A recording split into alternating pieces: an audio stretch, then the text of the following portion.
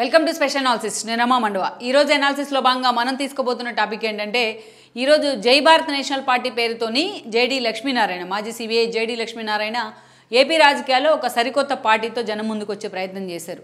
అయితే ఈయన ఎప్పుడైతే పార్టీని అనౌన్స్ చేస్తున్నారో సో అదే స్థాయిలో ఏదైతే ఈరోజు జేడీ పెట్టిన పార్టీ మీద చర్చ జరుగుతోంది. కొంతమంది ఇదేదైతే మక్కలో పుట్టి పుబ్బలో అంతమయ్యే పార్టీగా కొంతమంది వర్ణిస్తూ ఉంటే, ఇంకొంతమంది ప్రజారాజ్యంతోనూ అండ్ దాని లోక్సత్తాతోని కంపేర్ చేస్తూ ఉన్నారు.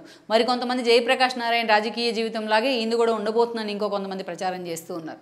సో ఇది ఒక కోదండరాం పార్టీ కాబోతుందని ఇంకో చర్చ కూడా జరుగుతూ వస్తుంది. ఇన్ని రోజులు కూడా వెయిట్ చేస్తూ వచ్చిన జేడీ లక్ష్మీనారాయణ ఈరోజు తానే స్వయంగా ఎందుకు పార్టీని ఎస్టాబ్లిష్ చేసే ప్రయత్నం చేశారు.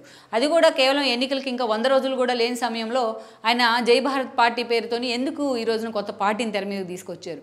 ఈరోజు జేడీ లక్ష్మీనారాయణ వెనుక జగన్మోహన్ రెడ్డి ఉన్నారనే ప్రచారంలో వాస్తవం ఎంత?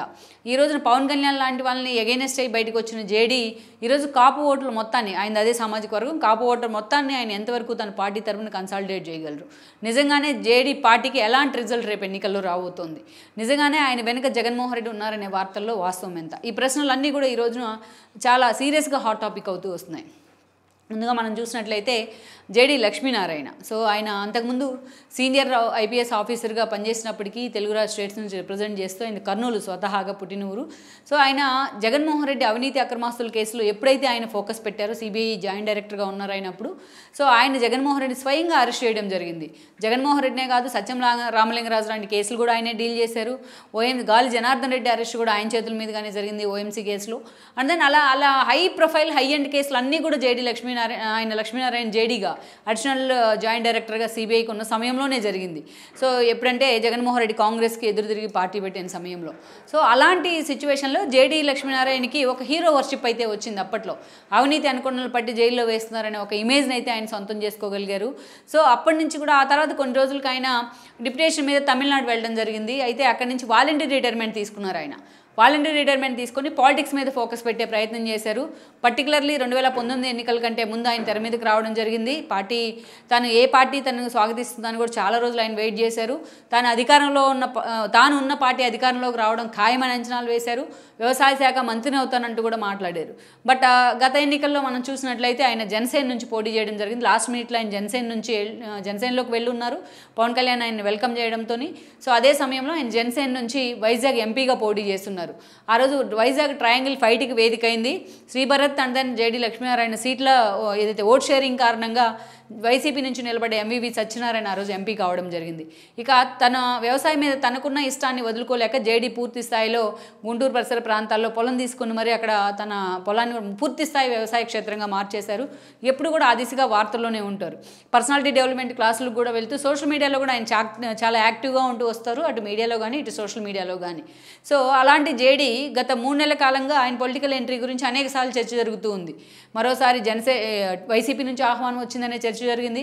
జగన్మోహన్ రెడ్డి స్కీమ్స్ని కొన్ని ఆయన అయితే ఎలా పొగిడారో అప్పుడే ఈ చర్చ జరిగింది. ఇక టీడీపీ నుంచి కూడా అరంగేట్రం అనే చర్చ అవుతుంది. మళ్ళీ తిరిగి జనసేన వైపు వెళ్తారనే ఒక చర్చ కూడా జరిగింది.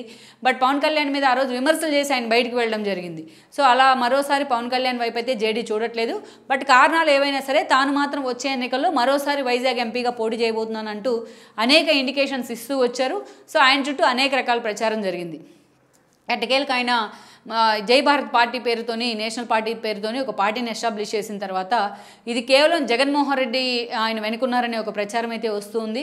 మెజారిటీ పార్టీలు ఉంటే 2009 ఎన్నికల్లో ప్రజారాజ్యం లోక్సత్తా ఎలాగైతే అధికార పార్టీ ఓట్ల చీలిక చేసి అధికార పార్టీకే లాభించే విధంగా చేసిందో అలా ఈ రోజున జేడీ లక్ష్మీనారాయణ వెనుక కూడా జగన్మోహన్ రెడ్డే ఉన్నారనే ప్రచారం ఉంది. పర్టికులర్లీ ఆయన కాపు సామాజిక వర్గం కావడం కారణంగా ఈరోజు టీడీపీ జనసేన పొత్తుల్లో కాపు ఓట్లు అన్నీ కన్సాలిడేట్ అయ్యే అవకాశం ఉంటుందా 2 పార్టీలకి? సో ఈ ఓట్లు చీలిక కారణంగానే జేడీ రూపంలో జగన్మోహన్ రెడ్డి సరికొత్త అస్త్రాన్ని తెర మీదకి తీసుకొచ్చారనే చర్చ అయితే జరుగుతోంది. కానీ గతంలో జగన్మోహన్ రెడ్డిని అరెస్ట్ చేసిన సమయంలో జేడీ లక్ష్మీనారాయణ మీద ఒక వ్యక్తిగత దాడి జరిగింది, అటు జగన్మోహన్ రెడ్డి సొంత మీడియా వేదికగా. అలాంటి జేడీ లక్ష్మీనారాయణ తన మనసు మార్చుకుని ఎంతవరకు జగన్మోహన్ రెడ్డి మాట వింటారు, బట్ జగన్మోహన్ రెడ్డి ఆయన వెనక ఎంతవరకు ఉండి పార్టీని నడిపిస్తారనేది మాత్రం అది పూర్తి స్థాయిలో సోషల్ మీడియాలో వస్తున్న ఒక ఫేక్ ప్రచారమని మనం అనుకోవచ్చు. బట్ కారణాలు ఏమైనప్పటికీ ఈరోజు మెజారిటీ పార్టీలు తెర మీదకి రావడం వల్ల అది అల్టిమేట్గా అధికార పార్టీకే లాభించే అవకాశం కూడా ఉంటుంది. గతంలో ఎలాగైతే లైక్ 2009 ఎగ్జాంపుల్ మనం చెప్పుకోవాలి మళ్ళీ.